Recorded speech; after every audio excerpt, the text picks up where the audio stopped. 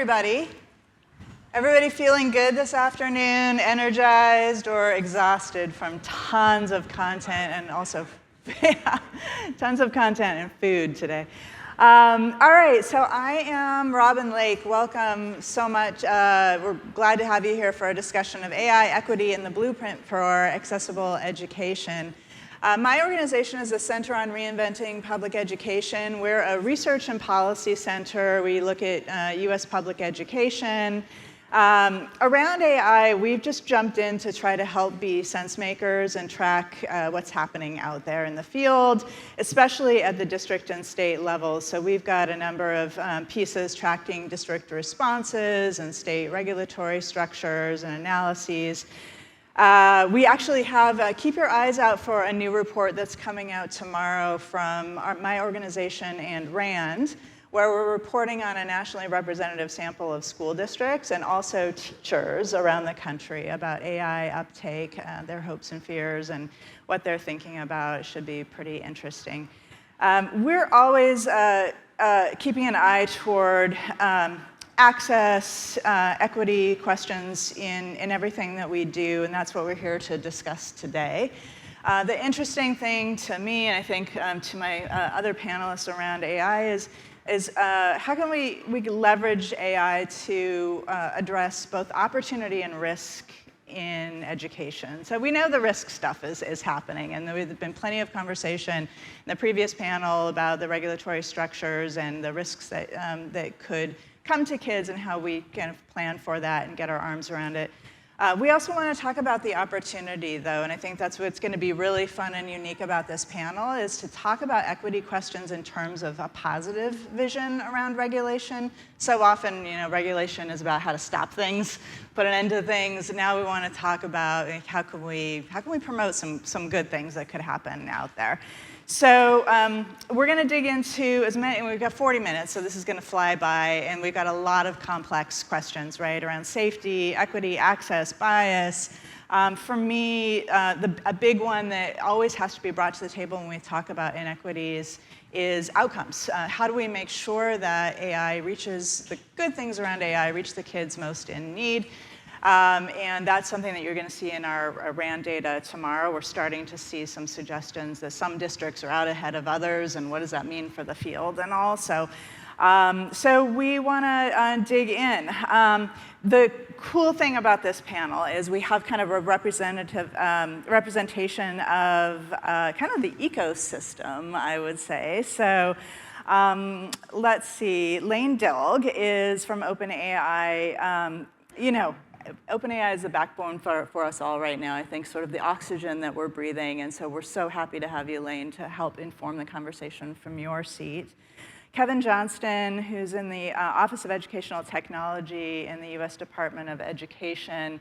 The department's been working hard at helping us think through what are the big issues and getting ready for guidance and pieces that are coming out bit by bit that we're really eager to get Kevin's perspective on.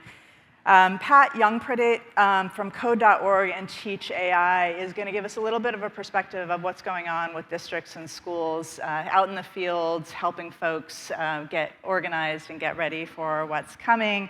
And Claire Fisher doing career counseling and community college work in California, so can bring that higher ed lens to all of this. And Claire also has a background in K-12. So I think that this is going to be a really exciting conversation where we bring together so often what can be a very fragmented conversation, something more holistic. So I'm going to just jump us off by asking each of you to help us think about what the positive vision around AI could be for addressing some of the long-standing inequities in education. And if you can kind of name one lever as you're going around, if you thought about the one thing that could help us realize that vision, what could that be? What could that look like? And we can go in any order, but Lane, why don't we start with you, and then we'll go down Kevin, Claire, Kevin, Claire. We'll just go down the line. Fantastic. Robin, thank you so much. I don't know if the Is the microphone, you good? Okay. Yeah, picking up. Fantastic. So nice to see everyone. Thanks for coming to an afternoon panel. I was just outside in San Diego, and it's beautiful out there. So this is a room of real learners, which I appreciate. OpenAI, we obviously are an entity that's deeply devoted to mutual learning and iterative deployment. So I'm going to be a little bit high level for a particular reason. I think when I look at what we are seeing emerge and develop and the conversations that we are having, the thing I am most excited about personally is personalized lifelong learning. And the reason for that is that we are always trying to understand sort of what does the trajectory look like, both in terms of capabilities and the necessary safeguards to ensure that we are ready to step into those capabilities. And what we are seeing in the ecosystem is a moment right now where we are very much able.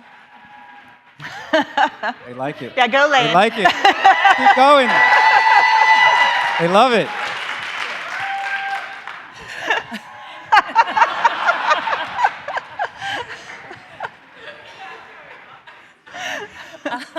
You always get that response, right? It's not me, it's the research team.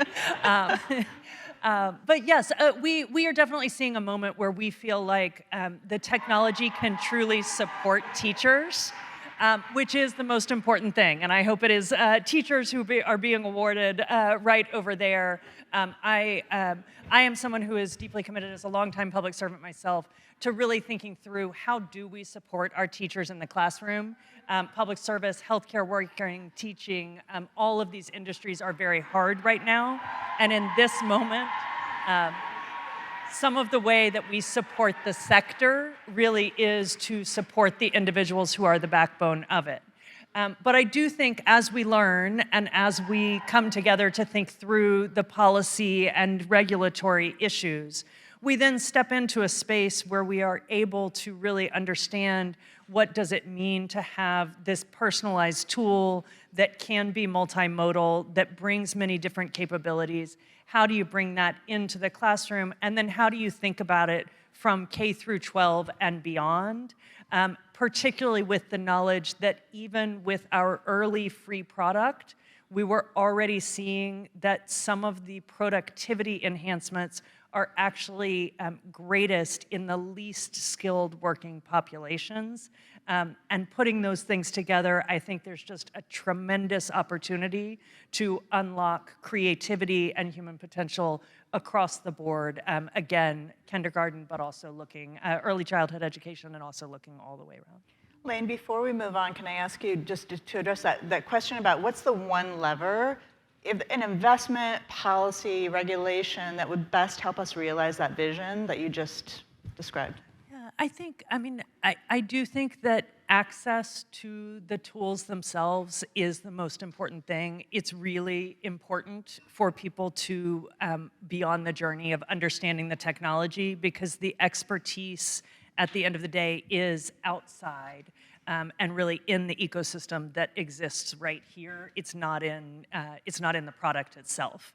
And so really making sure that people have their hands on the tool and are starting to think about what it's capable of, it creates that mutual learning cycle. Okay. Kevin.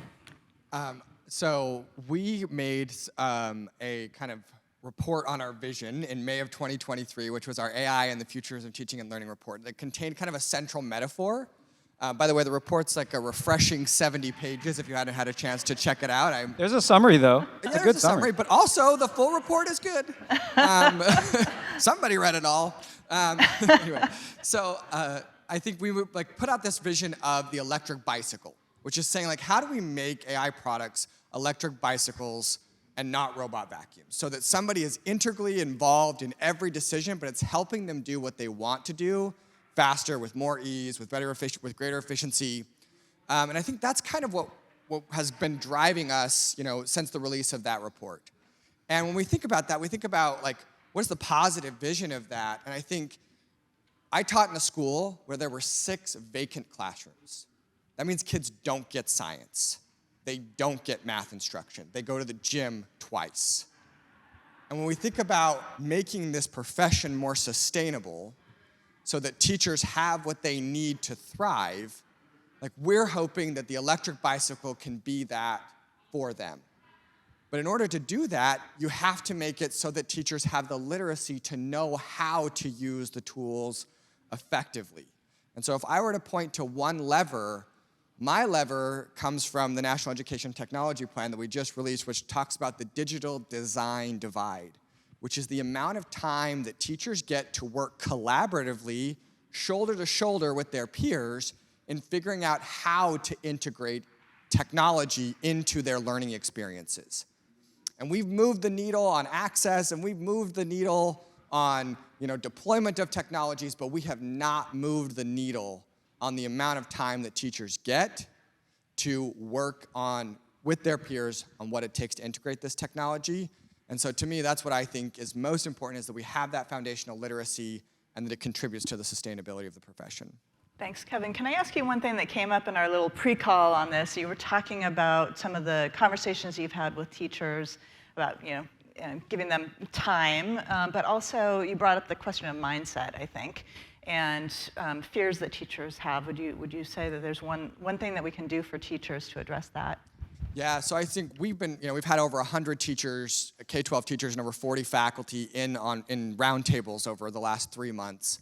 And we definitely are seeing some emerging kind of camps within schools of those who are willing, those who are unsure, and those who are unwilling to adopt. And I think one major source of inequity is the between classrooms inequity. And if there aren't that opportunity for teachers to have sense-making opportunities together, then the risk of that between classroom inequity growing, it really kind of compounds on itself. And so really having that chance for teachers to have this collective sense-making, I think, is critical to avoiding that bad outcome where you have camps and unequal access because of mindset. Thank you. Claire, why don't you bring your lens? Take us to higher ed and career readiness. Yeah, we have 116 community colleges, two-year institutions in California. That's 2 million students. Open access institutions, we accept 100% of applicants. And I think our vision around AI is really that it's an enabler. A lot of what the two of you talked about already. I think our systems are taxed, and our students come to us in need of service now. They're often working adults who don't have time or money to spare. And so we need to be able to meet them where they are and deliver value to them before they have to ask for it.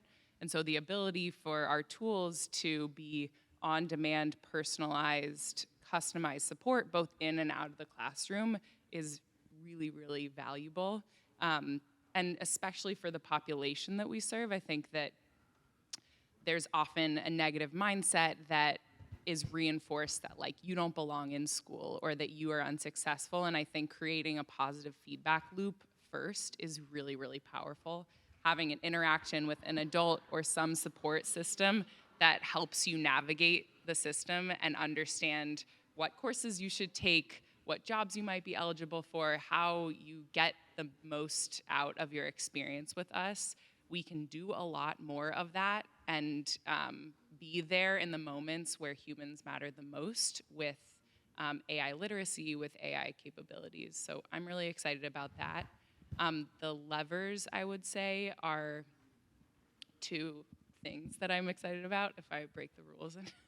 One is the data infrastructure. I think we have a ton of institutions, a ton of students, and a lot of disjointed information. And the ability for AI to help us build a more centralized infrastructure and foundation upon which to layer in tools and better student engagement, faculty engagement is really, really mind-blowing. And be able to do predictive analytics so we can say, this community college graduate who's 50 years old and is in a thriving place in the workforce had this career, these kind of occupational movements, this movement through our institutions. That stuff's really powerful to inform what we do and how we support students. And the second piece, I think, is some mechanism that encourages practice and experimentation. what I get so excited about with all of these capabilities is just that it lowers the barrier to entry. I think, Lane, you said access to the tool is the most important thing. I agree with that, and I think in tandem, creating the space that invites colleges in, invites teachers in, invites administrators in to co-create along with solution providers like Bethany in the audience and a bunch of other folks here. So really, really excited for that. My experience with teachers is that the unsure camp is the biggest. There are very loud folks on either end of really excited or really not so excited. But the group in the middle just doesn't know because they haven't tried it or don't have time. So creating the space for that is really important. Terrific, thank you, Claire. Pat, you were involved in releasing some guidance recently. You've got a lot to tell us, but what's your positive vision at this point? I'm going to get very instructional. I used to teach for 13 years. I taught for 13 years special education, science, computer science, middle school and high school. And obviously, I'm the chief academic officer of Code.org. If you don't know, we do computer science education stuff. And obviously, we've been doing AI stuff for a while. So right now, there are kids who know how to create a world-changing technology.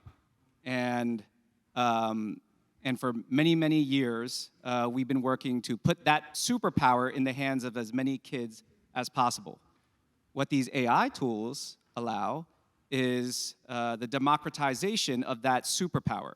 And so kids outside of a computer science classroom, who were creating like PowerPoints or let's see, dioramas, I don't know, things like that before to express their competency in something can now create a game, a simulation, an app or whatever a lot easier thanks to these Gen AI tools. So the inequity was that certain groups of people had access to the superpower, and now everyone is starting to have access to that same superpower. And I'm super excited about what will happen when everyone, even here in this audience, has the opportunity to turn their wonderful ideas into actual products, not just for their own personal use, but for their communities and for the good of the world. Thank you. And your lever? Oh, yes, the lever. So, Teach AI just released this policy resource with a lot of partners in this room. I see our partners at NEA, COSIN. Raise your hand, help me out. Mike Trucano helped review from Brookings, and a number of you all as well. I apologize if I missed you. Oh, ISTE, boom. ISTE right there.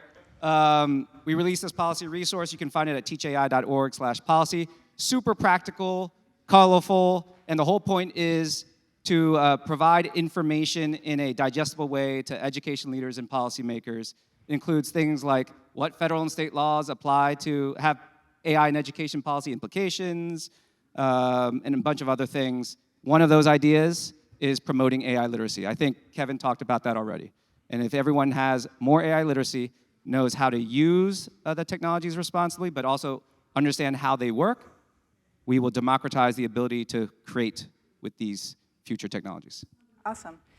I want to ask each of you, you've just listened to your colleagues on our panel talk about their visions, and do you want to press each other on anything? Before we move to kind of the hot button concerns and how to address them, do we want to push a little bit harder? I don't want to pester anyone, but Kevin talked about talking to 100 educators and 40 academics, and you shared a little bit about what you've been learning. What surprised you the most, Kevin? Because, I try to get into the classroom and talk to folks, but I don't get to talk to folks at that scale, and I don't have the convening power of the U.S. Office of Education Technology. I'm just curious what surprised you, because you've been doing this for a while.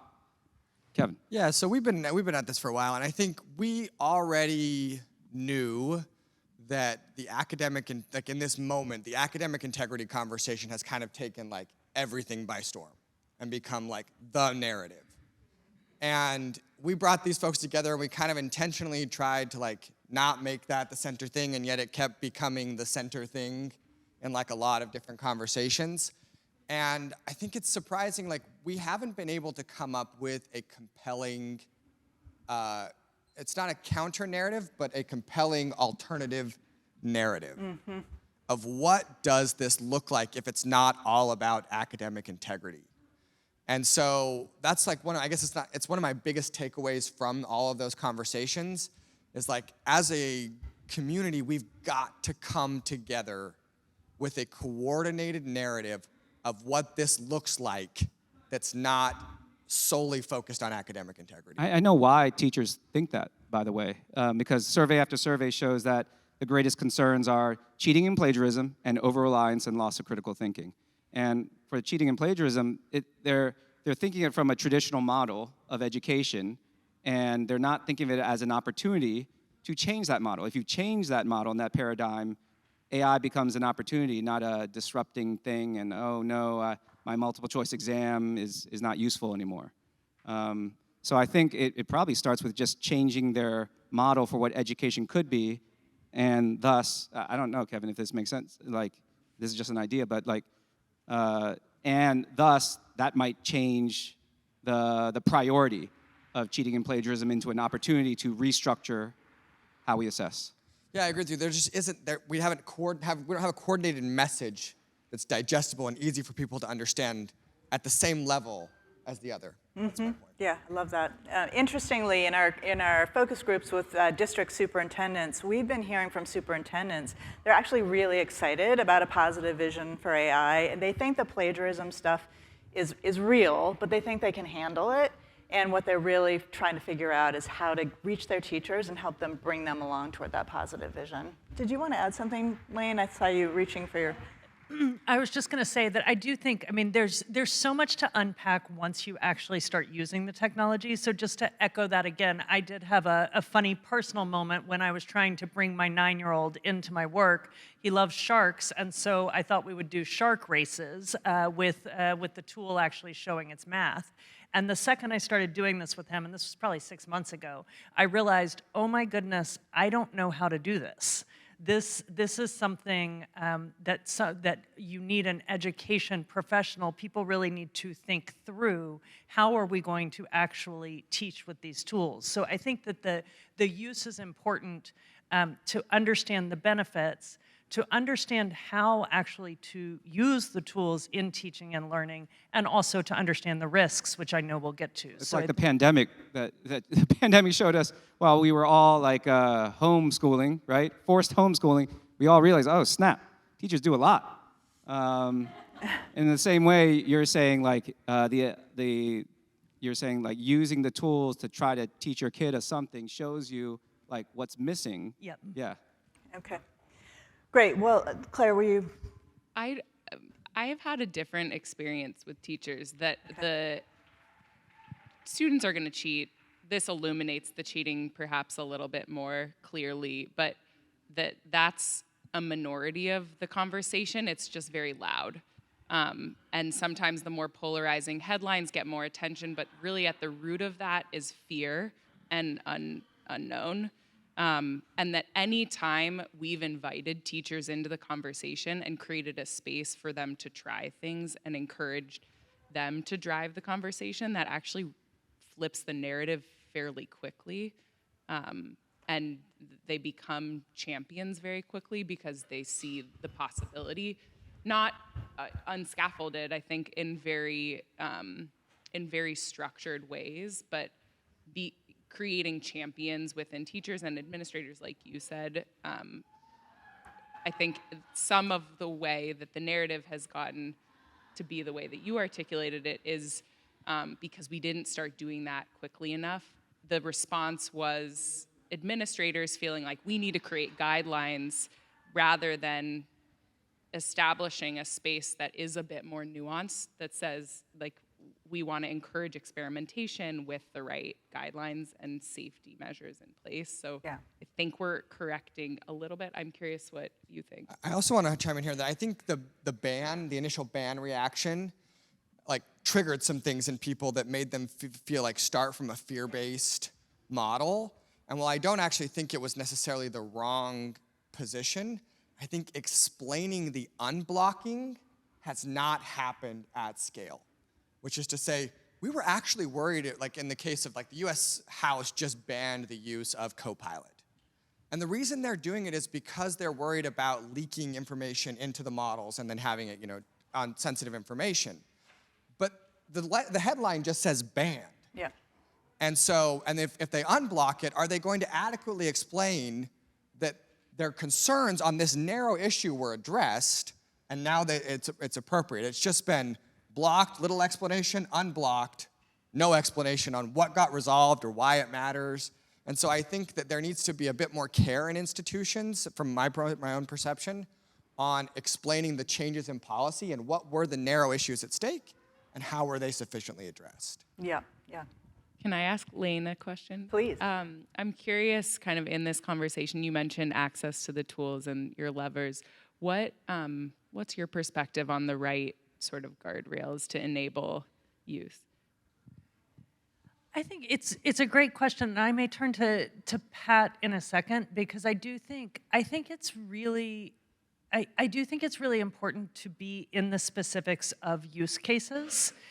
So we do not allow students. We do not allow use of ChatGPT for children under the age of 13. So obviously that is a space where we feel like it is better right now for developers to be creating tools on the foundation models. It's not because we don't believe the foundation models can be powerful in those spaces. It's that initially we really believe that developers will find those use cases, and that honestly doing so requires a lot of engagement with the details. I think that so I think as we look at that in the individual use cases, I think you do start to see what are the guardrails you need. Now, in saying that, one thing that I do want to point out is, and you'll hear me say this sort of again and again, understanding the use case and the product you're talking about is incredibly important. One of my favorite things I've heard in my entire time at OpenAI was actually from a major funder on the African continent, who said, people are spending all of their time on their phones, and the question is, or on their devices, and the question is, what are they doing with them? And I think that is really important. We do believe that our product has considerable potential in these spaces, but it is really important to be working with all of you and with leaders in the space to understand what are the safe ways to actually approach that potential, and in what use cases, for what purposes do we really want to enter that space. The question is, how do we make it safer? How do we make it safer, Claire? What structures promote the best use? What structures promote the best use? I'm going to actually tackle like how to make it safer, almost like at a technical level, because I heard something really cool today. So there's these large language models. Folks should know that there are these small language models as well. And the point of these small language models is to be able to provide much more control over what comes out. So dealing with misinformation and bias, and even the performance of even like math models as well, because as we know, a lot of the large language models aren't so good at math. Now, I'm not an AI engineer or anything, but I do know that there's this idea out there that these small models can interact with the large language models, and you can almost like switch back and forth depending on the use case that's needed. And so if it's like a young kid, it might go to a small language model where you have much more control, and you have to have that control, whereas if it's a query or a prompting from an older kid, it might go to the large language model. And then there's like even issues related to like performance and cost and all that might switch back and forth between these things. I forgot the name for this paradigm. I think routing. But I do have an AI engineer out here who just looked at me. Bethany, does that make sense? Is that in terms of like safety and young kids? Sorry, she wasn't ready. Okay. All right. Yes. Well, great. So we're getting hard into the guardrails question. There's so much to cover here. So let's just kind of move kind of quickly through a few items that I keep hearing coming up from district leaders or educators. That I think that's part of addressing the mindset is just let's tackle these. Are these big issues? Are they small? What are the biggest things we can do about them? One issue is just sort of bias against historically marginalized populations. Obviously race, religion, those kinds of factors. Also hearing a lot from the disability community that they're worried about accessibility kinds of things. And not everybody needs to answer this, but just throw out some thoughts about where you are on this and what are the things that this group of folks should be thinking about just like pushing for. If I could start. So the Department of Education just signed last week a joint letter with DOJ and several other civil rights enforcement agencies across the federal government. And in the letter, they clarified that they are seeking to apply their statutory authority to investigate discrimination when that arises from algorithmic discrimination situations. And so I think that that's a really important stance. It's one that we had been kind of like working to take and really make sure that people know that Title VI of the Civil Rights Act, provisions of IDEA, and also the Americans with Disabilities Act, the ADA, apply here. And if care is not taken to make sure that there is robust mechanisms that prevent discrimination, then people leave themselves vulnerable to that kind of enforcement action. And I think we saw a really prominent example of this that the FTC actually took on, where you had a major consumer or a major retailer using facial recognition software on kind of an anti-shoplifting, but did it super irresponsibly and do it in a discriminatory pattern, both in where they placed the cameras and the actual algorithms that they chose to use themselves. And so I think that that's a place where we've actually, we have some language out there that says this applies, and we're going to take action to enforce it. Thank you. Anybody want to add anything on? Not to plug this resource, because by the way, this is all just free and available for your use. Plug away, That's plug away. Why I'm going through it, but there's this section about sample use cases in schools and ethical concerns. And the first one is about AI teaching assistants, which are super helpful. Kevin kind of alluded to that. But then, there's this nuance where the ethical concern is, if they do really well, are they just reinforcing a traditional model of education versus really using AI to allow for critical, active use? So, that's one ethical concern. The other one is anything related to like personalized pathways. The ethical concern is student and teacher agency.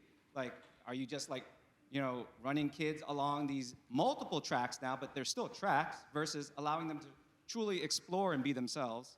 And then lastly, Kevin just talked about facial recognition, but facial recognition is being used in schools for like attendance, which is a good thing, right? Or security, which is a good thing, but obviously there's issues related to their performance with people with darker skin tones, female and androgynous facial features, and even young children. That's a major issue as well. Right. So I hear a lot of cheering over there, so I'm going to go technical to keep it really exciting. I do think for those who are very invested and interested in this space, and we hope that many, many people are, because there is a lot to do for many years in thinking through these spaces. I do think it's really important to also understand sort of how model training works, and really understand the pre-training, the post-training, the fine-tuning, the use case, and then regulation and enforcement. There are a lot of different questions at each of those stages around how we are working technically, but also how one would understand bias and what it looks like. And I actually missed after the use case testing and evaluation, which is maybe the most important piece. So that's really about, you have a foundation model. When the foundation model comes out of pre-training, which is the initial big data pre-training, there is a considerable amount of work done in post-training. you then can fine-tune models for particular use cases, and really critically important to be looking at bias and other issues at that stage, and then thinking through the use cases. How are you testing and evaluating? Who is involved in testing and evaluating, et cetera? And then obviously a policy, regulatory, and enforcement layer. So I'll leave it there. There's so much to talk about here, but. And I think from the kind of user perspective, both what the two of you are saying is really critical. I think sometimes we miss the forest for the trees. And as soon as something bad happens or there's bias, it's like, this is no good, we can't use it, trust immediately broken. And I think actually bringing schools and teachers and administrators into the conversation so there is more awareness helps to bridge that so that they understand what you're talking about around training and around iteration. And it isn't just a no-go because it doesn't meet kind of these requirements. I think the co-creation in this kind of experimentation process is really important. And also what you said, Kevin, around illumination of info, like we now can do something with bias in a way that there were undercurrents before that were maybe a little bit harder to address in some cases. I think it actually creates a more explicit example of something that we need to address, especially in our schools and in our tools. I just love how much we're talking about bias these days because of AI. So, you know, just the fact that it illuminates the issue in a technical sense, but then allows us as society to have a discussion about bias. Already, that's a good thing. And then, you know, seconding what Claire said, if we promote AI literacy, people are going to understand the technical basis behind the bias and make well-informed, more responsible decisions about how to use, when to use, et cetera. And then I think we unlock the other layer of bias, which is in deployment, right? And really actually thinking through who has access. That's part of the reason our free product is so important to us, is who has access, but then also looking at the expectations, right? What are the use cases, and are those use cases being taught equitably in different school settings? Are we being unambitious in some settings in the ways we're thinking about the ways that the tools may impact our future or what they're capable of, and then being more ambitious in other settings? How can we really raise the level of ambition and use a tool that really can work at a variety of education levels and in multilingual, multimodal? How do we use the tools themselves to be driving that equity as well? Great. Well, I guess we just have a couple minutes left. I'll throw out the last sort of hot button issue that I keep hearing from everybody. You can't really personalize education without data, and data is a big hot button issue in education. Any final thoughts for this group about data privacy, what we in the education community should be thinking about in a positive way, right? To realize your vision, Lane, that I think so many of us share around personalized education, how we set the guardrails appropriately around that. I think what you said about small language models is important, like starting to differentiate use and the trade-offs. And then, you know, I think with like student retention for community colleges, we can now understand much more granular student identification information and behavior in a way that can help us predict dropout. And that is potentially invasive, and there are potentially privacy issues. And I think that's just an example of where we need to evaluate trade-offs. Like, what are you giving up and what are you gaining as a result? And maybe it's a kind of use case or case-by-case basis, like you shared earlier. So about a year ago, I had an important learning moment, which was that if you eliminate demographic data from your data set, the ultimate algorithmic product becomes inscrutable to bias analysis based on demographic patterns. Right. And I was like, say what? We got to keep the demographic data?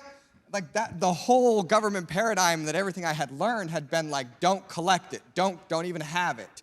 You know, and so I think that there's some real fundamental rethinking that needs to go on here about the tension between equity and privacy and how to try and get the best out of both worlds.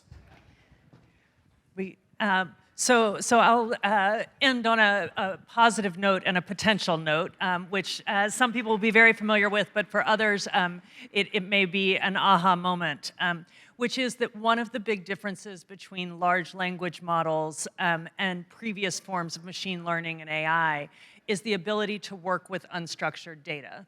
So when you think about evaluating students, when you think about assessments, really thinking about what does it mean if you can potentially do evaluations and assessments across unstructured data, meaning text or voice. And I promised myself I wouldn't go anecdotal again, but I will. My 9-year-old who can't sit still, can he write a story on the playground using voice, have that assessed and analyzed by a teacher far more rapidly than ever before, because they can actually unpack unstructured data and actually really be able to use that data and pull it into structures rapidly.